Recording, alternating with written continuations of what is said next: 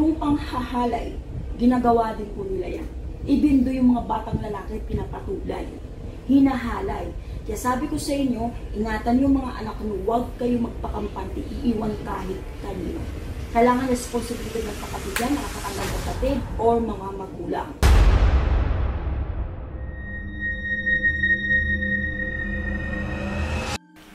Hello po mga Kapi-TV, sa video na ito ay tatalakayin natin ang malakas na lindol na yayanig sa kalupaan ng 4 na probinsya sa ating bansa. Pero kung ikaw hindi pa nakasubscribe sa aking channel, baka naman.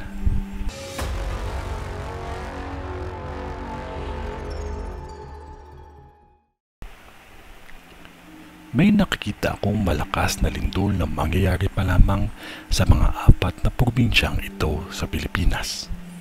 Kung ano lang ang pinakita sa vision ko, yan lang din ang pwede kong sabihin. Mas tibayan pa din ang pananampalataya natin sa ating Panginoon kasi mas sigit siya na makapangyarihan. May nakikita din akong aksidente sa karagatan ng Surigao, Mindoro at Davao. Ang Masbate ay hindi gaano kalala ang mangyari dahil naagapan ito agad.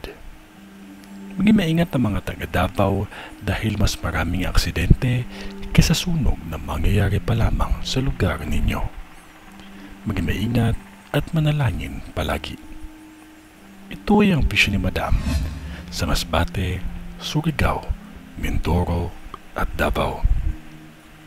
Kung ano man yun na wala pa ding makakatalo sa taimtim na panalangin natin sa Diyos, magtiwala lamang po tayo sa Kanya kasi mahal niya po tayo.